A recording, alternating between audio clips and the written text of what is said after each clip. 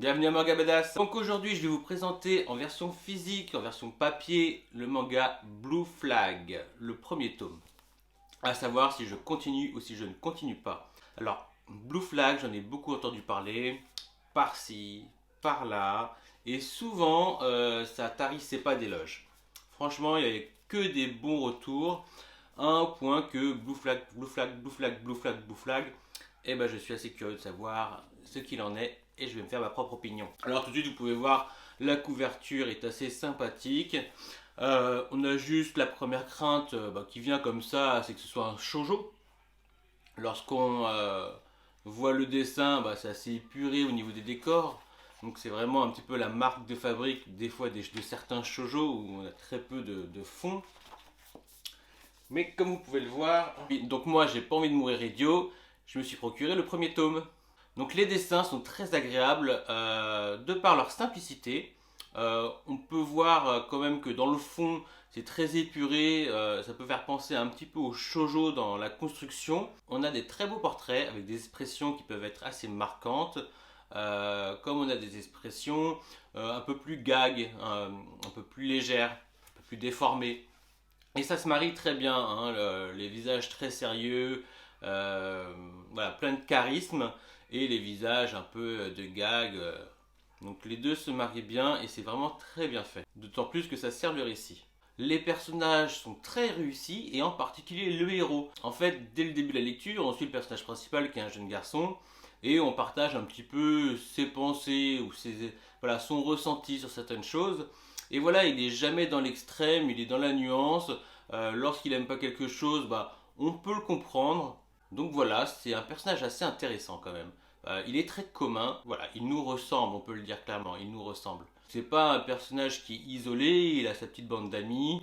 C'est à une époque où en plus il change de classe, donc il va peut-être falloir qu'il se resociabilise. Mais tout ça, c'est vraiment des détails. Il va tomber dans la classe d'un ami d'enfance qui est un garçon qui a plein de succès et d'une jeune fille qui, à première vue, il n'aime pas beaucoup. Et l'histoire commence un petit peu autour de ces trois personnages-là. Comme je vous disais, le personnage principal est jamais dans l'extrême, il est tout dans la nuance. Tous les personnages sont assez touchants. Ils sont touchants de par leur ambiguïté, même si c'était pas gagné concernant le personnage féminin par exemple. Il peut être assez énervant, c'est une caricature qu'on a pu retrouver dans beaucoup de mangas. Je donne un exemple, la fille qui est secrètement amoureuse du héros dans My Hero Academia par exemple. Et puis le récit est remarquable. Il est remarquable par la simplicité, une nouvelle fois. La simplicité à traiter des thèmes comme l'amitié et l'amour. Mais quand je parle d'amitié, je parle d'une vraie émotion. Hein. Je ne vous parle pas du sens de l'amitié à la fairy tale. Non, je vous parle de ce que vous pourrez sentir avec des amis. Ce que vous souhaiteriez ressentir avec des amis, ce que vous craignez de ressentir avec des amis. Donc voilà, donc ça laisse place à l'amitié et à l'amour qui sont deux thèmes très importants pour nous tous en soi. Donc vraiment les relations entre les personnages sont justes, ils sonnent justes et on est attrapé en fait, on est attrapé et moi je pourrais même vous dire que j'ai ressenti un brin de nostalgie parce que on est facilement transporté pour ceux qui sont un peu plus âgés, qui ne sont plus à l'école par exemple, en cours, dans cette ambiance-là de personnes qu'on aime, qu'on peut être aimé ou aimé à sens unique. Voilà, donc c'est très bien fait, tout en simplicité et en subtilité. Et ainsi, l'œuvre vous laisse difficilement indifférent. Voilà, comme je vous l'ai dit, parce qu'il traite d'émotions et d'envies que l'on a tous. Hein, soit trouver l'amour, soit avoir des amis, et soit un peu des deux, on ne sait pas trop parfois. Surtout pendant la période scolaire. Clairement, je regrette de ne pas avoir pris le tome 2, et il est évident que je vais me faire l'intégralité de la série. Je crois que c'est en 5 tomes. Voilà, quoi. À la fin du premier tome, j'avais qu'une envie, c'était de découvrir la suite. Voilà, donc je me suis fait attraper, je me suis fait avoir, et je continue Blue Flag. Cette fois-ci, on va s'arrêter sur Made in Abyss de Akihito Tsukushi. Alors, j'ai eu l'opportunité de le lire en scan, je me suis endormi. J'ai eu l'opportunité de le regarder en anime, je me suis endormi. Donc, je n'ai jamais été en meilleure disposition pour lire et me faire mon avis sur cette œuvre. car à l'instar de Blue Flag, j'en ai entendu beaucoup de bien, beaucoup d'éloges. Donc j'ai craqué pour le format physique. Vous pouvez voir, la couverture est franchement très belle. En tout cas, moi, elle est à mon goût. J'aime beaucoup le format physique pour ce manga-là. Donc en plus, elle est très agrémentée. Lorsque vous ouvrez la couverture, vous avez... Voilà. Vous avez un peu comme au décroquis qu'on pourrait retrouver dans certains Deluxe ou Perfect Edition. Donc pas mal d'informations. Donc ça nous met tout de suite dans l'ambiance un petit peu du manga. Un peu exploration. Donc déjà, là, il y a de nombreux très bons points.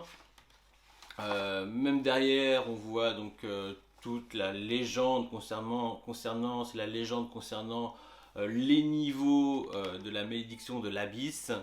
Parce qu'en fait, c'est ça l'histoire, c'est l'histoire de personnages, de personnes qui vivent autour d'un trou abyssal et qui régulent un peu leur vie à travers des explorations. Et donc ça revient un petit peu à ça. Ce premier tome nous montre, nous décrit un petit peu tout l'univers assez fantastique de l'œuvre. Je vous continue à vous présenter le physique. Donc on voit, on a une très belle planche qui continue, voilà, un peu plus longue que celle qu'on avait. Donc en fait ça reprend la couverture. Donc on a une belle première page qui reprend en fait la couverture. Donc vraiment, on s'attend vraiment à quelque chose de très beau. J'avais déjà vu graphiquement l'animé qui était très très beau. J'étais un peu plus sceptique sur ce que j'avais cru voir en scan. Et donc voilà, ce que j'aime beaucoup moi, c'est qu'on a vraiment beaucoup de détails. Voilà, c'est des petits riens, hein, mais c'est beaucoup de détails, même si elles sont pas lisibles. Et ça, j'aime beaucoup. Ça met vraiment dans l'ambiance. Les pages couleurs sont très belles. Vraiment, elles sont très très belles, donc ça fait déjà un très beau produit. Puis voilà, regardez les détails, moi j'aime beaucoup. Ça, c'est un vrai décor, c'est pas fait à la va-vite, c'est très très beau. Donc voilà, donc comme vous pouvez le voir, ce trou abyssal régule la vie de nos personnages. C'est elle l'héroïne qui va faire la rencontre d'un autre personnage. Et elle est la fille d'une légende parmi tous ceux qui descendent dans le trou, qui a plusieurs niveaux. Et à partir de là, ils essaient de ramener des artefacts. Et comme vous le dit, la malédiction de l'abysse, ils sont tous sujets à des réactions. Par exemple, je vous lis, au premier niveau, ils ont de légers vertiges et de la nausée. Au deuxième niveau, des vomissements, migraines, extrémités d'engourdissement. Au troisième niveau, perte d'équilibre, hallucinations visuelles et auditives. Enfin voilà, puis ça va arriver, ça peut aller jusqu'au septième niveau où il y a la mort assurée par exemple. Donc vous pouvez voir graphiquement, moi je trouve ça très très beau. Hein, c'est un petit côté un peu pastel, un petit côté un peu pastel, un peu, on voit le crayonné quoi. Ça c'est très agréable. Donc c'est très beau, mais les détails aussi sont parfois un peu difficiles à percevoir. Voilà, donc je suis assez ambivalent, j'aime beaucoup graphiquement et en même temps, il est long à lire quoi. On prend son temps pour lire ce manga parce qu'il y a plein de détails et ils sont pas faciles à décrypter tous. Comme vous pouvez le voir, ça paraît kawaii, très mignon, mais on devine rien que par le thème qu'il aborde, par la présentation du monde, de leur univers, que très vite ça peut être très tragique hein, comme récit. Et ce qui est délicieux dans ce manga, c'est un petit peu son originalité quand même, parce que pour une fois, on peut pas deviner ce qui va se passer, on peut à peine l'imaginer quoi. Hein, on peut imaginer les choses, mais on les voit pas arriver tout de suite, et ça c'est très agréable. Après, je sais pas ce qu'il en sera dans les prochains tomes, mais ce premier tome, je tâtonne quoi, je découvre le monde et voilà quoi, ça va pas trop vite non plus. Je crois que je me suis pris à deux fois hein, pour lire le manga quand même. Voilà, je l'ai pas lu d'une traite. Il pourrait, hein, mais voilà, c'est vraiment un manga qui se lit pas en 10 minutes quoi. Donc c'est une évidence que par rapport aux produits physiques, je vais continuer. Je sais qu'il est sorti en numérique, mais pas en français, donc en version anglaise. Tout comme Blue Flag, remarque, elles ont beaucoup de similitudes. Donc pour l'instant, ils ne sont pas en version française. Et je verrai dans le cas où il sera en numérique ce que je fais. Mais pour l'instant, je suis prêt à me les acquérir en physique et de leur faire une place dans ma mangathèque. Car ce sont deux très bons mangas. Alors, je voudrais également m'attarder sur un manga, Dans l'intimité de Marie, de Shuzo Oshimi. Après l'agréable découverte d'Happiness, je me suis dit pourquoi pas découvrir une nouvelle œuvre. Celle-ci n'est pas non plus très originale, mais je suis curieux de savoir comment elle va la traiter. Hein, c'est l'histoire d'un jeune homme qui va se retrouver dans la peau d'une lycéenne ou collégienne, mais je pense qu'au Japon c'est plutôt, enfin ils disent collégien, mais je pense qu'au Japon ça veut dire lycéenne. Donc c'est très bien fait parce qu'on peut sentir un petit peu le malaise. Personnellement, je ne sais pas où il veut aller avec le truc un peu fantastique dans l'histoire. Les personnages sont des entités à part entière, c'est-à-dire très réalistes. Par exemple, on peut voir dans la relation de l'héroïne avec ses copines, voilà, il y a vraiment quelque chose d'assez réel, pas trop fantasmagoré, quoi. D'autant plus que la personnalité de l'héroïne nous échappe encore, tout comme elle échappe au héros, quoi, au personnage principal. Et ça, c'est bon. Donc voilà, on a un bon cocktail, comme le mangaka sait si bien faire, comme il l'a déjà prouvé avec le premier tome de Happiness, et comme il le prouve de nouveau dans ce manga, dans l'intimité de Marie. Après voilà, je m'arrête au premier tome, j'ai pas encore lu la suite de chacune des deux œuvres, mais c'est vraiment un bon point, j'aime beaucoup comment il traite ces histoires, et en particulier ces personnages, même si l'histoire ne paraît pas originale à première vue. Donc, à l'occasion, je continue dans l'intimité de Marie, tout comme Happiness. On va également s'arrêter sur un one-shot. Le titre de ce one-shot, c'est Sans aller à l'école, je suis devenu mangaka de Switch Tamazono.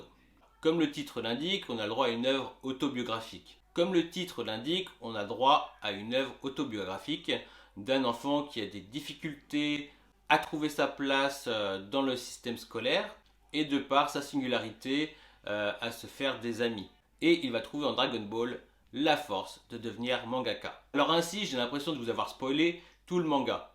Mais le titre est déjà assez évocateur comme ça, donc je ne pense pas. Alors, on a un début de manga, enfin un début de lecture assez pénible. Assez pénible certainement du fait que je sois jeune parent. J'ai un enfant de 3 ans et lorsque je vois un enfant se faire brutaliser d'une manière ou d'une autre, eh ben, je suis obligé de faire une projection et bon, la lecture, voilà, elle me met mal à l'aise un petit peu. D'autant plus que le jeune garçon est assez exaspérant et il y peut rien lui, hein, c'est pas de sa faute. Après, c'est ce que je ressens à l'état actuel en tant que jeune père, en tant que jeune parent. Votre niveau de lecture à vous sera certainement différent selon votre situation, peut-être. Il est heureusement fort appréciable de découvrir des personnages qui vont croiser le chemin du jeune garçon et qui vont tout faire pour l'aider. On a des personnages assez intéressants, assez différents, assez variés et beaucoup qui sont quand même, il faut le reconnaître, bienveillants. Et ça, c'est fort agréable dans la lecture. Après, c'est une lecture voilà, qui vous permet de vous questionner. Tu te dis que dans ce manga, il suffit d'une personne pour faire un acte malveillant pour qu'il y ait besoin d'une dizaine pour essayer de réparer les pots cassés. Donc c'est ce qui est bien dommage, c'est que parfois un seul incident peut laisser de sacrés troubles quand même. Donc je reviens dessus, le traitement des personnages est vraiment très bon. Pour ma part, j'avais un petit coup de cœur pour le meilleur ami du personnage principal. Donc c'est un bon manga, pas si désagréable à lire, même si en soi je ne suis pas fan du genre, c'est-à-dire tout ce qui est basé sur des histoires vraies, que ce soit en roman ou en manga, c'est pas vraiment ma tasse de thé. Par contre, il y a une grosse dédicace d'Akira Toriyama, ce qui met une bonne dose de vécu dans l'histoire, et ça c'est assez fort quand même. Et puis je peux vous avouer que j'étais un peu surpris par la fin, parce que l'ayant lu en numérique, je n'ai pas vu que j'arrivais aux dernières pages, et j'étais presque déçu que ce soit déjà fini. Déjà fini. Après, je reviens un petit peu en arrière, je relis, je fais non, c'est très bien fait. Voilà. Mais sur le coup, je me suis dit, bah, il n'y en a pas encore un peu plus. Donc ça montre que j'ai bien aimé ma lecture. Ça montre qu'au fur et à mesure de ma lecture, je l'ai vraiment apprécié. C'était très sympa et ça change un peu de mes lectures habituelles, en tout cas en manga. Et de temps en temps, ça ne fait pas de mal. Donc voilà, c'était une très bonne expérience. Je vous dis à bientôt pour de nouvelles aventures. Lisez des mangas et n'hésitez pas à faire un petit tour, que ce soit sur le Discord ou sur mes autres vidéos. Ciao!